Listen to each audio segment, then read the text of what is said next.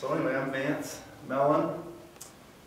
This is my family here. My wife Kim just had her thyroid out yesterday, so it's still here to support me, which I think is pretty cool. Yeah. It's pretty amazing. And my daughter Ellie and Grandpa Luke are here to support me every day. So I think I'm about ready to get started. You guys ready? Okay.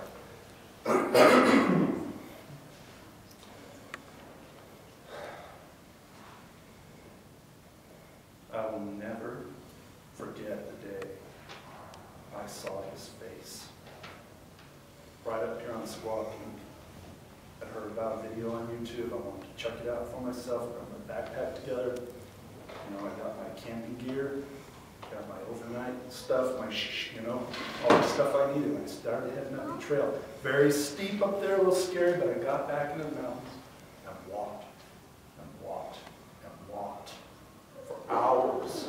I went back to places I think no one had ever been before, so deep in the mountains. All right?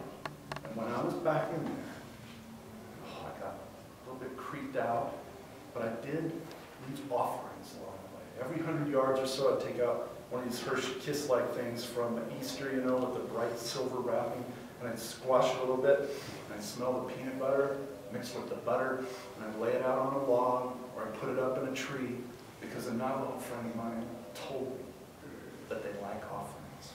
And if you're going in the woods in peace, leave your offerings.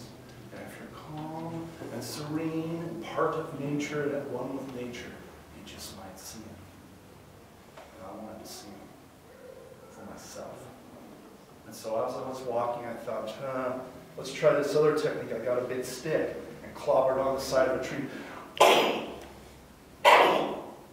Because no other creature in the woods can bang on a tree like a human, except for Bigfoot. All right? But I didn't hear anything back, so I kept walking. I walked a little further. I decided to do a call. Whoa!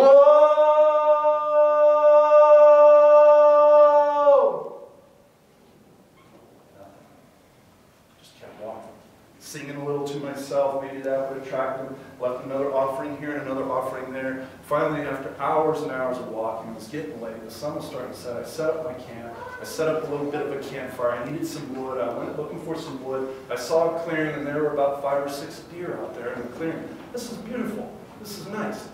What's weird, though, is right in the middle of the deer, there's a bear. I've never seen a bear out here. It was very strange. And I see this bear right among the deer, and then I see the bear do something very peculiar. He stood up, and I panicked. I fell on my stomach, and I went prostrate like this, crying and shaking, and then I heard his feet. It was like huge stones crushing on the very earth itself, under the bedrock of the earth. And finally, I felt a foot here, and another foot here, and I just laid myself prostrate, and I pulled out everything out of my pockets. Every single Hershey's Kiss I had. I squashed them up as best I could, smeared them in the leaves, and pushed them out with sticks and old dried up winter leaves, and left them out there for him. And I said, "Me, you, friend! Me, you, friend!" He picked me up by the back of my collar and had me hanging in front of him. And I will never forget his face. It looked like sadness of thousands of years for something that he'd done wrong and couldn't repent of. And his foul breath, I just said, "What can I do? Please don't kill me. Let's be friends. I'll be friends." And then I heard him make a sound. "Don't talk to me like I'm stupid. I am intelligent." And he sat me down on the ground. Okay. What can I do to keep from dying? Because he could squash my head like a little robin's egg that fell out of a nest. It would be that easy for him. I'm nothing to him. And he said, "I need your help. I want to walk among you. Can you help me?" "Yeah, I'll help you. I'll help." I pulled out everything I had. I had my Swiss Army knife with scissors. And I pulled out my razor. And I went to work.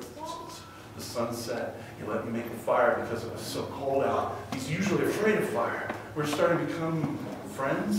And I cut off as much hair as I could. And I carved off as much hair as I could off his leathery face with that razor until it snapped. and I tried using it with my fingers. I tried to get as much hair off his shoulders, his neck, his head, his face. I gave him a horrible looking bowl cut, but at least I'd done it. I took all the hair off of his hands as best I could, and he looked sort of normal by the time the sun came out.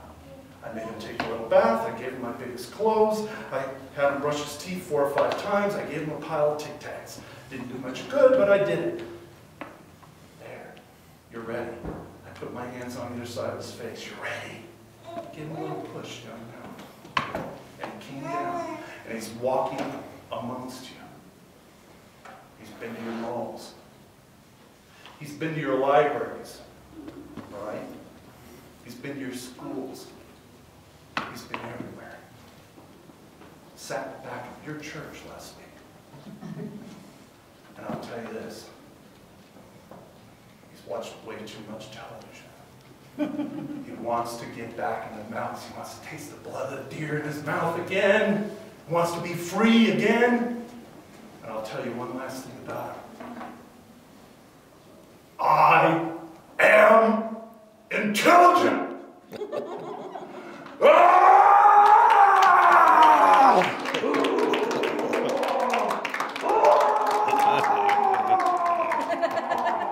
Throw chocolate at him.